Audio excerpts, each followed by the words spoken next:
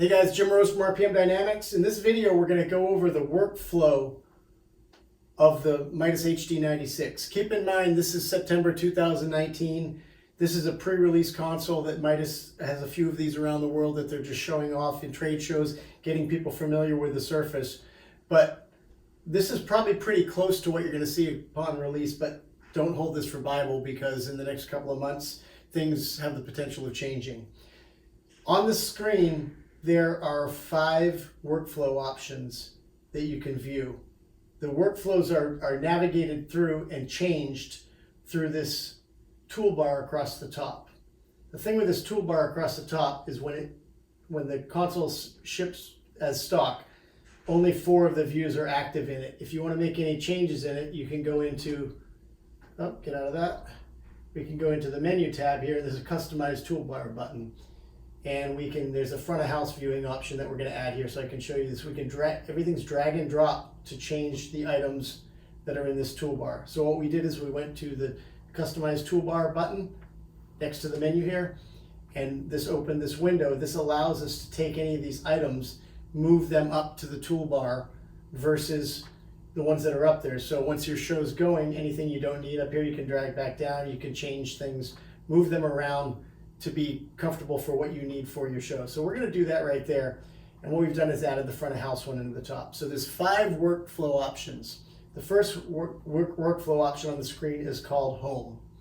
What this one gives you is it gives you this big window across the top, which is a navigation window. What that does is that allows you to access on your surface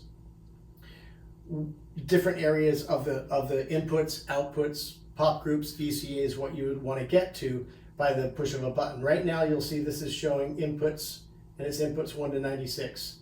In the mode this console's in, these are inputs, these are outputs, those are masters. So if I scroll through here from 17 to 24, you'll see now this is 17 through 32. If I went to 9 to 16, this would be 16 channels starting there. Now we've gone back to 1 to 8. These are my first 16 channels. If I was to choose right here, say VCA 1, these have jumped to the input faders that would have been in my first VCA. Similarly, if I go into the pop groups, there's nothing in there, but if I had anything in my pop group 1, these faders would be populated by those. Jump back over here to 1 to 8, and it puts my standard console faders back into this section of the console. This section here is a flip target section. You can either use the flip button on the top, or you can use the flip target button here. And what that has done is now aux1 is selected, and if you look in the boxes, I don't know if you can see from the camera, this says flip to aux1. These have now become contributions to aux1. Click number 2, these are contributions to aux2. Go to 3, these are the 3. And as you can see, there are the contributions to it. So if you're mixing monitors on this console and you have this view going, any of your mixes you need to get to do a flip fader mix to send to an aux is as simple as grabbing these auxes. Done, finished, easy. We can go back into main by just turning those off. So the top half of this in the home view is a navigation tab. In the bottom here, what we have are 2 boxes that are inputs and outputs. And what will happen is this is a full-on configuration of the console of an input or an output. We have no output selected. Say we select aux1 here.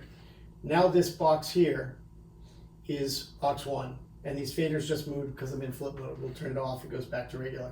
So now what we have is we have this box here, which gives us all of the information for channel 1. So we can be in a configuration tab, which is phantom power, gain, all trim, pan, all the things you'd expect from configuration, like on a Midas.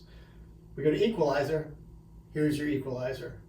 We go to gate, here's your gate functions. We go to compressor, here's your compressor. Effects, if there was effects loaded in an insert patch, which can be up to 3 deep per channel, those would be here.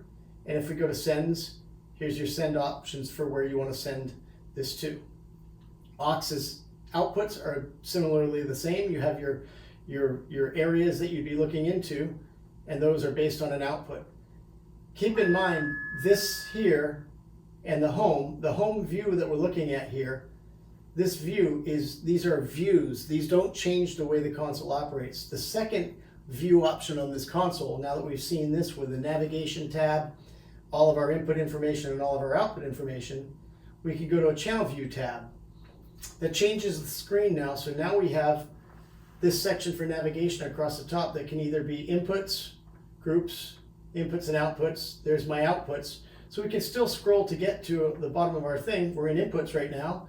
Go back to inputs. I can make these become the inputs I want them to be, right? If I go in outputs, I can change these outputs similarly like I did on the other ones, on the inputs. So we have options to get to everything still. But in this channel view option, as a channel view, what's happened is now we have an exploded of that one channel with a big, huge monster of the section we want to look at. If we go to the configuration, everything blows up, easy to get at. If we go to the compressor, here's our compressor. If we go to effects, again, 3 deep, we can stack in there. We can go into our sends, and all of these things we can put them wherever we want, just by loading in where we want them to go. It's pretty simple. But the cool thing on this, again, where it reacts to this is when you come over to here, you can actually use your knobs, or you can, and with the touch sensitivity, if we grab this, these will jump, your screen will follow. So if you're going to do something with your surface, it's really easy to see what you got going on because this will jump to follow to show you. So you have access to this. You can also use this as a multi-touch touchscreen. You can grab this, you can go up and down with your cue, with your frequency. You can grab that thing, you can open up your cue, you can do whatever you want to do on these things. Pretty simple on a very easy to use large touchscreen. Anytime there's a knob on here, when you touch the knob, it blows up to a large encoder. And another option when it blows up is if you drag your finger to the center, it will lock that encoder to stay there. And I'm going to do this so you can see what it looks like. These encoders that blow up, once they're there, you can just spin your finger around. Really easy to use to enlarge these things that you're working on. So if I dump the compressor over there, you can see as I make these changes, it's there. The other thing with this knob is there, if you need to slow down what you're doing, if you pull your finger further away, the speed at which it goes to a finer mode. So, and now that this is locked, I can leave this up here and I can go to other things, but my compressor threshold is still available. And that's currently on aux 1 because that was selected. But if I go to channel 1, this becomes the compressor for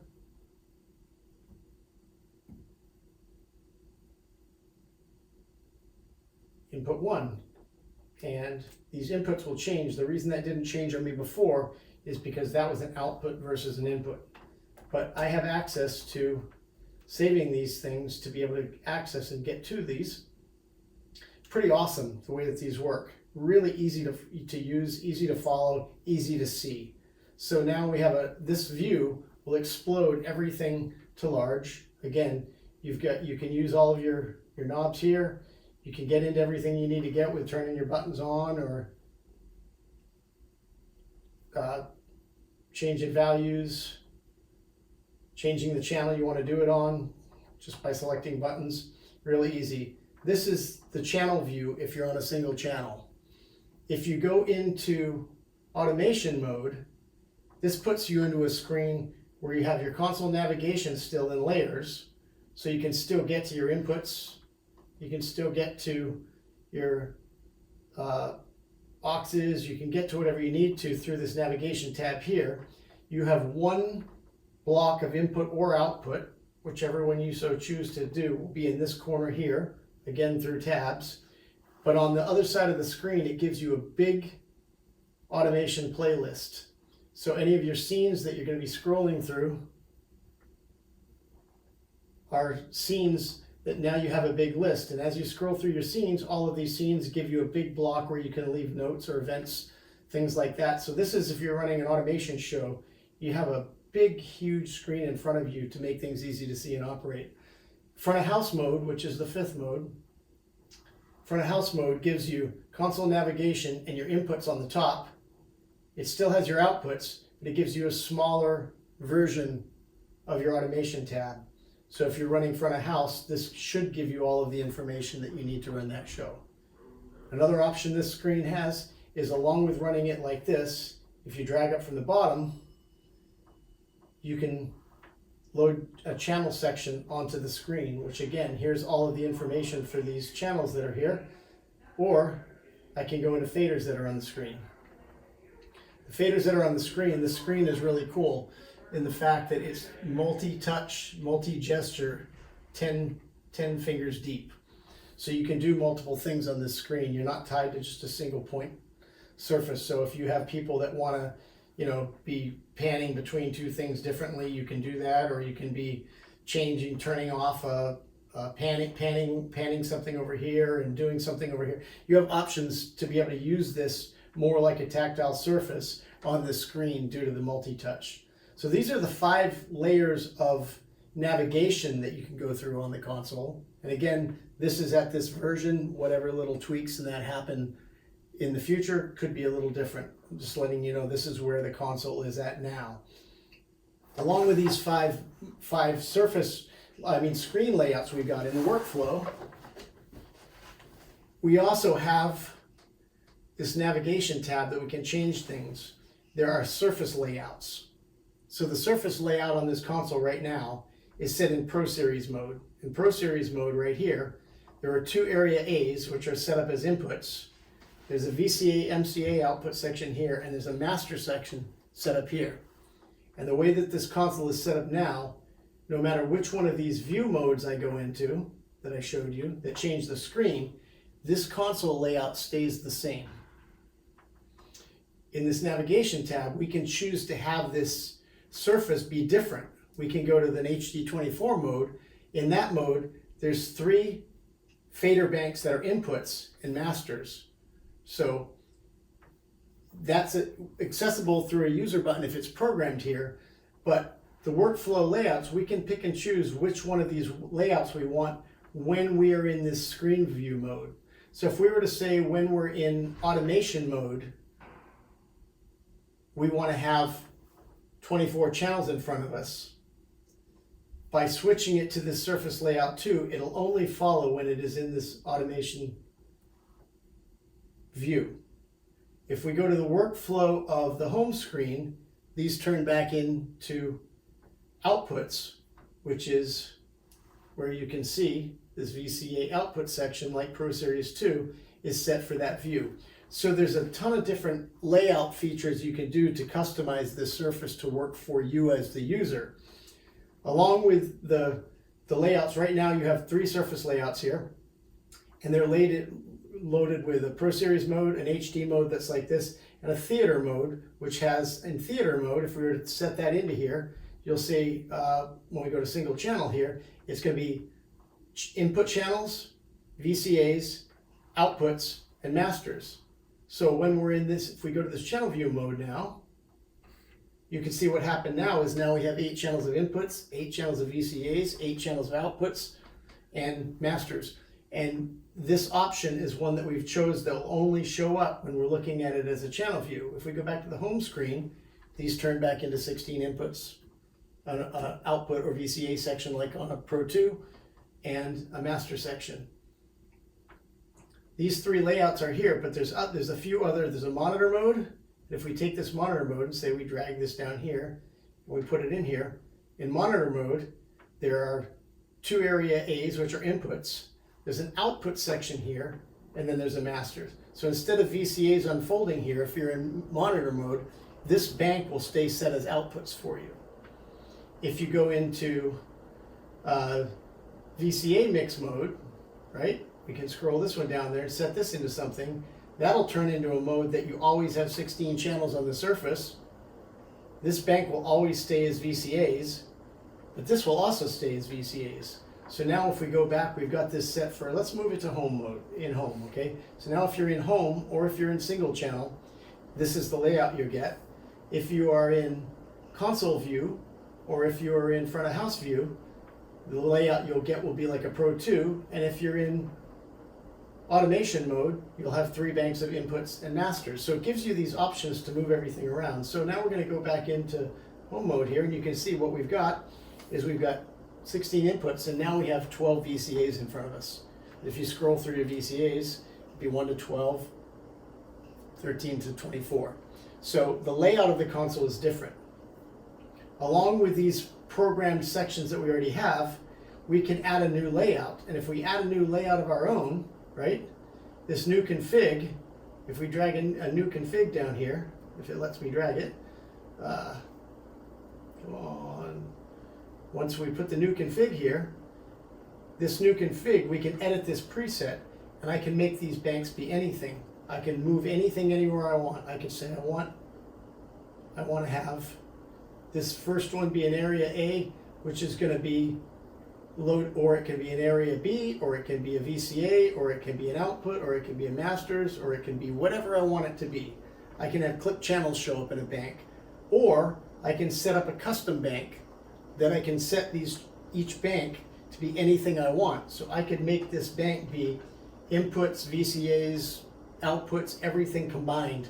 So the options are pretty limitless, and I think you can get a little lost as you delve into it if you're not, paying attention if you get into these user modes. But if you just keep things as they're shipped out, or if you say you're going to be using this as a Pro Series and you just load everything up as one, now you've got 5 views on the screen for the way that you're going to operate your show, but the console layout will stay the same for you. I know it might have been a little confusing talking through this, but it just gives you the options of showing you how much you can do in this console.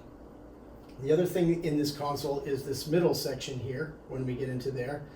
This used to be pop groups, per se, on the Pro Series desk, but if we go into navigation, these are now user buttons.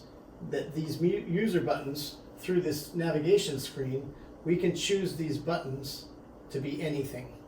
Right now they're set as modes, inputs, outputs, VCAs, and pop groups. But if we go into here in our edit mode, we can take these buttons and we can change them into other things, events or macros. So the layout of the console is, you can pretty much do anything you want with this thing, and this is just pre-version 1. So I'm assuming as this console moves on in time, the options are limitless. Thanks.